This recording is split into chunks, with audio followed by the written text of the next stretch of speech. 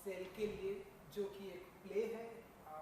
हमें बहुत दिनों के बाद प्ले दिखाई देने वाला है, जो कि हम कह सकते हैं कि इस तरह का प्ले अब मुंबई में खास करके हमें बहुत ही कम देखने को मिलता है। वो हम ढेरों सारी बातें करेंगे, लेकिन पियोना फॉर सेल इसके बारे में थोड़ा जानना चाहेंगे लोगों को, अगर आप कुछ बता सकें इसके बारे में। पियोना फॉर सेल मुझे ऐसा लगता है कि बहुत सालों के बाद हम एक नाटक कर रहे हैं और वो भी साथ में, तो बड़ी खुशी हो रही है। ये प्ले पियानो फॉर सेल आप सबके सामने सादर करते हुए, प्रस्तुत करते हुए। पियानो फॉर सेल की स्टोरी मतलब क्या है, ये एक मतलब दो पात्रों का अभिनय है इसमें, और सिर्फ दो पात्र हैं इस नाटक में, और उनका क्या कहते हैं उसे, गुफ्तगू कहा जा सकता है। तो जो गुफ्तगू वो दो औरतें एक दूसरे के साथ करती हैं, उनको एक दूसरे के प्रति स्नेह नहीं है इतना, उनको एक कुछ शिकायत है एक दूसरे के। मतलब उनको ऐसा लगता है, एक को ऐसा लगता है कि इसने कुछ मेरे लाइफ में इंटरफेरेंस किया है, दूसरी को भी वैसा ही लगता है। तो कुछ ना कुछ शिकायतें हैं उनकी, और बहुत सालों के बाद पियानो की वजह से वो साथ में आती हैं इत्तेफाक से।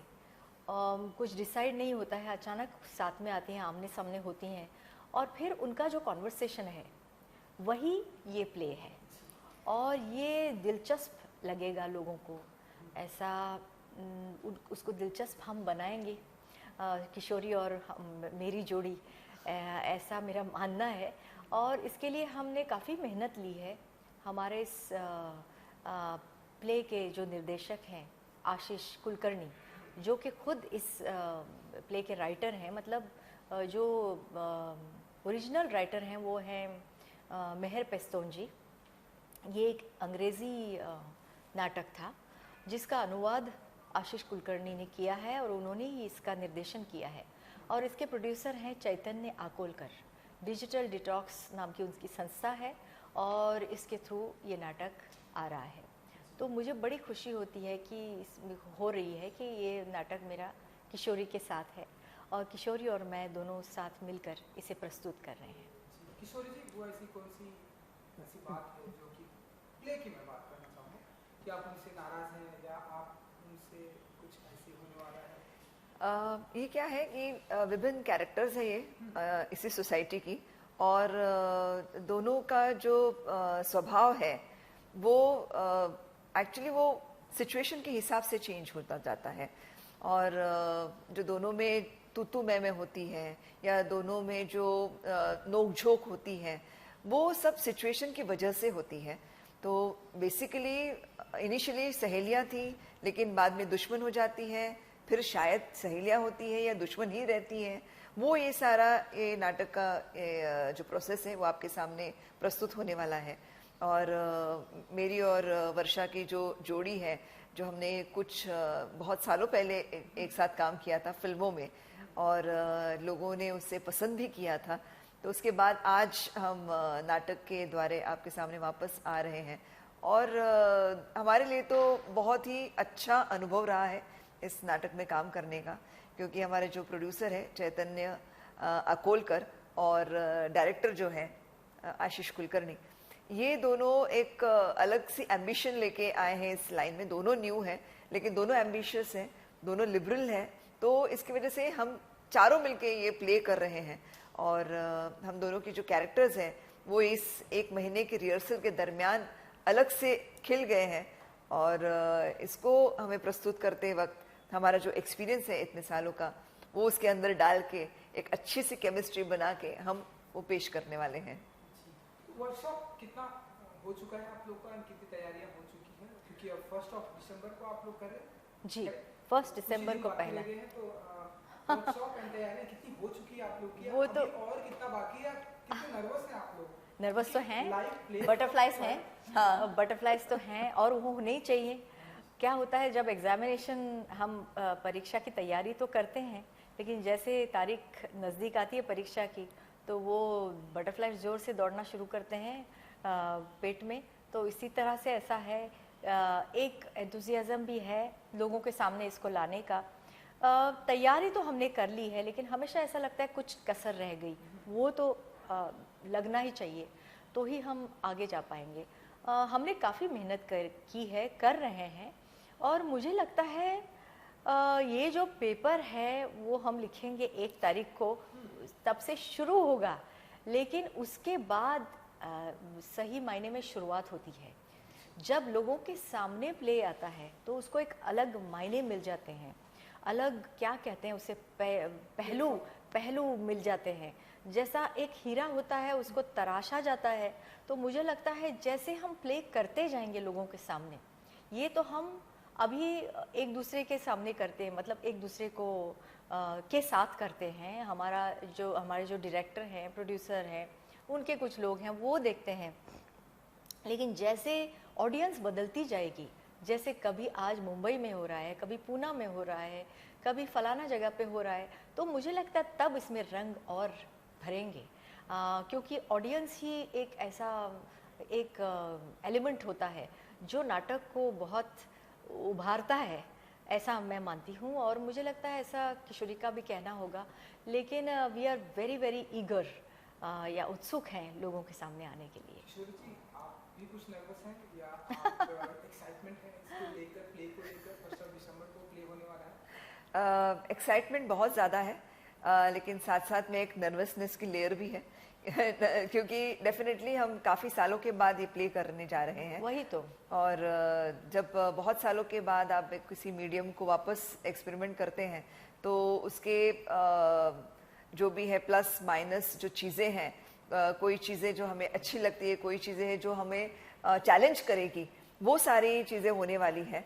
जैसे कि हम फिल्मों में और सीरियल में रीटेक कर सकते हैं, एक आध मिस्टेक होती है तो कोई बात नहीं होती है, वापस एक आध टेक ले लिया जाता है। लेकिन जब अभी हम स्टेज पे जब हम परफॉर्म करेंगे तो there is no chance of doing a mistake. और खास करके 2 ही हैं इसमें कैरेक्टर्स, कोई ब्रेक नहीं है हम लोगों को, कोई तीसरा पात्र आके कुछ बोलता नहीं है, कोई हेल्प नहीं करता है, तो हम नहीं एक दूसरे की हेल्प करते रहते हैं।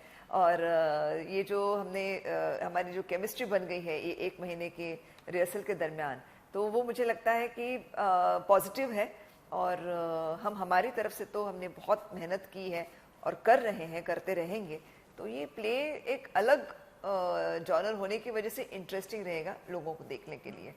ओके, एक चीज़ ये कि प्रेजेंट टाइम में हम देखते हैं प्ले हमें बहुत ही कम देखने को मिलते हैं। जितनी फिल्में आ रही हैं, हर फ्राइडे को 1, 2, 3 फिल्में रिलीज हो रही है, लेकिन प्ले, जैसे कि आप लोग खुद बहुत टाइम के बाद प्ले कर रहे हैं, ये क्या रीजन है कि मतलब? नहीं, मुझे नहीं ऐसा लगता। मराठी में तो काफी सारे नाटक आ रहे हैं, बहुत सारे ज़्यादा हैं। इनफैक्ट हम लोग को थिएटर नहीं मिलते हैं थिएटर्स कम पड़ रहे हैं, ये आप कह सकते हैं। प्ले कम नहीं है। हिंदी का हो सकता है, हिंदी की बात हो सकती है, कम नहीं, आ रहे वो होंगे, भी हिंदी इंग्लिश में बहुत सारे प्लेज आ गए हैं। और इनफैक्ट अभी तो और भी प्लेटफॉर्म्स आ गए हैं, स्टैंड अप कॉमेडीज आ गए हैं, कितने सारे प्लेटफॉर्म्स। और सिर्फ थिएटर पर निर्भर नहीं है कोई भी एक्ट, लॉन्जेस में भी होने लगे हैं, छोटे छोटे जो आउटलेट्स हैं वहाँ पर होने लगे हैं, ईटरीज पे होने लगे हैं। तो ये जो मेरे ख्याल से जो प्लेटफॉर्म्स उल्टा बढ़ गए हैं और शोज भी बहुत बढ़ गए हैं।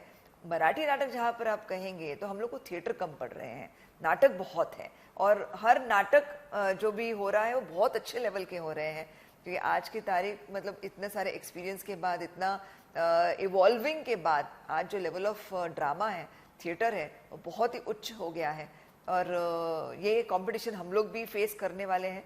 थिएटर अवेलेबल नहीं है, ये आप कह सकते हैं। एंड इसके अलावा क्योंकि आप लोग लंबे टाइम के बाद आ रहे हैं, तो हम अब आप लोग को फिल्मों में भी देखेंगे, एक साथ में फिल्में करते हुए, एक साथ में फिल्में, इस तरह की फिल्मों में अपने जलवे दिखाते हुए एक साथ में। बस अगर ये हम तो चाहते हैं, क्योंकि ऐसा लगा कि किशोरी के साथ काम करके अभी इस मुकाम पर या करियर के इस मोड़ पर, कि ऐसा लगा कि हम जिम्मेदारी से अब एक्टिंग करते हैं, काफ़ी समझ के एक्टिंग करते हैं, उस कैरेक्टर का काफ़ी होमवर्क करके वो हम एक्टिंग करने लगे हैं। तो एक्चुअली हम लोग ये कैरेक्टर जीने लगे हैं, ऐसे मुझे लगता है। और है ना? वो जो process of creating that character has happened, क्योंकि वो प्रोसेस ही ऐसा होता, वो प्रक्रिया ही ऐसी होती है नाटक की, कि आप धीरे धीरे धीरे धीरे उसमें वो समा जाता है आप उसके और पहलू ढूंढते जाते हैं और वो आप बन जाते हो। और बिल्कुल ये हमारी ख्वाहिश है कि हम साथ में काम करें, हमें एक ऐसा सीरियल मिले या फिल्म मिले जिसमें कि हमारे बड़ी सशक्त भूमिका हो, दोनों की भूमिकाएं बड़ी सशक्त हों और जो हमें सूट करे, जैसा कि इस नाटक में हमें सूट किया है ये किरदार। तो ऐसे हमें अगर किरदार मिलेंगे तो क्यों नहीं। मेरी तो ये प्रार्थना है कि बहुत जल्द इसके बाद हमें ऐसे स्क्रिप्ट मिले जो हम कर सकें। जी, आई विश कि इसके बाद आप लोगों को बहुत ही बड़ी फिल्में साथ में करने का मौका मिलेगा।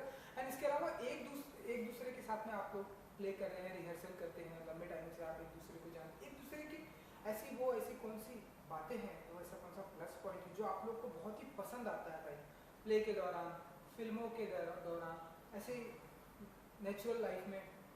मुझे जो किशोरी के बारे में अच्छा लगता है वो उसका क्या कहते हैं, she is full of life और हमेशा कुछ सीखने की चाह, बढ़ने की चाह, डेवलप करने की, खुद को डेवलप करने की चाह, ये जो उसकी बात है वो मुझे भाती है। और अपना क्या कहते हैं पीआर को लेकर बड़ा ही जागरूक है वो। कैसे, मतलब वो खुद एक प्रोड्यूसर है, तो सबको एक साथ ले चलने का जो उसमें क्या हुनर है, कि एक डिप्लोमेसी, एक अच्छा मतलब क्या कहते हैं उसे, किसी के साथ जब काम करते हैं तो वो अकेली नहीं रहती है, सब में सोशल है वो बहुत। तो उसका मुझे लगता है किसी भी पार्टी में वो अकेली नहीं रह सकती, वो खुद होके लोगों से जाके मिलेगी, उसके साथ वार्तालाप करेगी। तो ये जो उसका जो पहलू है उसके स्वभाव का मुझे अच्छा लगता है। She is full of life, she is enthusiastic, कभी भी ऐसा डल नहीं लगती है वो। तो मुझे लगता है ये इसीलिए वो लोगों को अच्छी लगती है। उसके फ्रेंड सर्कल में वो पॉपुलर है, उसका फ्रेंड सर्कल भी है, बड़ा है। तो मैं इतनी सोशल नहीं हूँ। और फिर वो सेवी भी है, मतलब क्या कहते हैं उसे, आज सब जो कुछ चीज़ें मैं उससे सीखी हूँ, जैसे टेक्नोलॉजी में सेवी है वो, काफ़ी अच्छा। मतलब अरे ये नहीं है तो गूगल पे जाएगी, फिर ट्रैफिक कहाँ ज़्यादा है वो देखेगी, वहाँ से गाड़ी ना लेते हुए दूसरी जगह जाएगी। तो ये जो उसमें जो बातें हैं मुझे बहुत अच्छी लगती हैं। मुझे लगता है आज की स्त्री, आज की महिला किशोरी है। How sweet. नहीं बिल्कुल, एक्चुअली जैसे हम दोनों एक साथ इतना टाइम स्पेंड कर रहे हैं तो हम दोनों को एक दूसरे को सीख रहे हैं। मैं वर्षा से सीख रही हूँ कि वो इतनी प्रोफेशनल है और इतनी इन्वॉल्व होती है कैरेक्टर के साथ। डे 1 से मैं देख रही हूँ वो बस रिहर्सल और स्क्रिप्ट, कैरेक्टर, इसके अंदर कंप्लीट इन्वॉल्वमेंट होती है उसकी। और वही तो चाहिए होता है इस लाइन के लिए। जैसे आप जितना इन्वॉल्व हो जाओगे एक कैरेक्टर के अंदर, उतने ही आप वो अच्छे से पेश कर सकते हो, उतने टैलेंट आप दिखा सकते हो। तो वर्षा की मुझे ये क्वालिटी इतनी पसंद आई कि मैं डे 1 में सोच रही थी अभी तक करना है, नहीं करना है, कैसे करना है, ये सारी चीजें मेरे दिमाग में जब चल रही है तो ये ऑलरेडी उसके अंदर थी, ऑलरेडी इसमें डूब चुकी थी स्क्रिप्ट के अंदर। और इसका और जो एक प्रसन्न चेहरा है, मतलब देखते ही साथ ऐसी इतनी ब्राइट स्माइल हो जाएगी इसकी कि मतलब मतलब ये जो ब्राइट स्माइल है, आपका डे बहुत अच्छा गुजरता है इसकी वजह से। तो मुझे लगता है कि ये जो हम लोग एक दूसरे को अप्रिशिएट करते हैं, जो पॉजिटिविटी डेवलप हो जाती है हम लोग के बीच में, तो ये हमारे प्ले के लिए भी बहुत बहुत अच्छा है। ये chemistry, I am very happy with this chemistry, ऐसा कह सकते हैं। We are both happy, very very happy. And 1 दिसंबर का इंतजार अब आप लोग कितना बेसब्री से? हाँ बिल्कुल, और वो काउंटडाउन शुरू हो रहा है, हमारी फाइनल एग्जाम है अभी। हाँ बिल्कुल शुरू हो रहा है। एक बार वो आ जाए हम लोगों के सामने, फिर मतलब एक मैजिकल होता है ना, वो जादू भरा समा के लोग सामने बैठे हैं और चाहते हैं कि आप स्टेज पे आएँ, इतने सालों से चाह रहे हैं, फाइनली वो घड़ी आ गई है। तो इंतज़ार की घड़ियाँ बहुत जल्दी ख़त्म होने वाली हैं। चलिए, आपको कितना इंतज़ार किशोरी? मुझे भी बहुत इंतजार है, बेसब्री से इंतजार है मुझे। इनफैक्ट 30 तारीख को हम प्रीमियर कर रहे हैं जो हमारा इनवाइटीज शो रहने वाला है, तो वो हमारी फर्स्ट एग्जाम रहने वाली है, क्योंकि उसमें तो हमारे पहचान के लोग आने वाले हैं। सो उनके सामने हमें खरा उतरना है और जैसे होता है ना कि फाइनल एग्जाम से पहले जो पढ़ाई होती है वो बहुत ज़बरदस्त होती है, तो वही है कि अब ये लास्ट के काउंटडाउन डेज चल रहे हैं और हम लोग की पढ़ाई ज़बरदस्त चल रही है, रिहर्सल ज़बरदस्त चल रही है। हम जो सुबह आते हैं तो रात को ही घर जाते हैं वापस, बिल्कुल पूरी शिफ्ट काम कर रहे हैं हम, 9 to 9 ऑलमोस्ट काम कर रहे हैं और हमें मज़ा भी आ रहा है और हम अपनी तरफ से कोई कसर नहीं छोड़ना चाह रहे। That is in our hands, बाकी destiny is there and audience is there. I hope you all appreciate us. चलिए, पियानो फॉर सेल्स के जरिए कुछ कहना चाहेंगे आप लोग अपने फैंस को एंड जो लोग आने वाले हैं उस दिन उन सभी के लिए? बस सबसे मेरी विनती है कि आप हमें देखने के लिए आ जाइए और ये प्ले आपको अच्छा लगेगा, पियानो फॉर सेल, और आपकी जो रिस्पांस है उसका हमें बेसब्री से इंतज़ार रहेगा। फेसबुक है, सोशल मीडिया है, उस पर आप हमारे साथ वार्तालाप कीजिए, संवाद इस्टेब्लिश कीजिए और एक हमारे पास भी हम भी बहुत उत्सुक हैं आपको मिलने के लिए, आप भी रहेंगे तो हमें बेसब्री से इंतज़ार है। थिएटर में आइए हमें देखने के लिए और जो नज़दीक थिएटर है आपके घर के पास वहाँ आइए, हमें बड़ी खुशी होगी। मैं भी वही विनती करूंगी। 1 दिसंबर से इसके शोज़ चालू हो रहे हैं पूरे महाराष्ट्र में और पहला ही हमारा शो शिवाजी मंदिर में है जो कि एक बेस है थिएटर का सारे कलाकारों के लिए। बहुत सारे कलाकार वहाँ से अपने नाम कमा के बहुत बड़े हो चुके हैं, तो actually it's a lucky place बिल्कुल फॉर थिएटर पीपल। तो डेफिनेटली हम प्रे करेंगे कि वो हमारे लिए भी लकी हो और 1 दिसंबर ऑनवर्ड्स जो शोज़ होने वाले हैं आप अपने अपने नज़दीक के नाट्यगृह में जाके ज़रूर देखिएगा। Piano for sale. नमस्कार। नमस्कार। So much, thank you so much Kishori ji and Varsha ji, good luck. Thank you thank you. Thank you.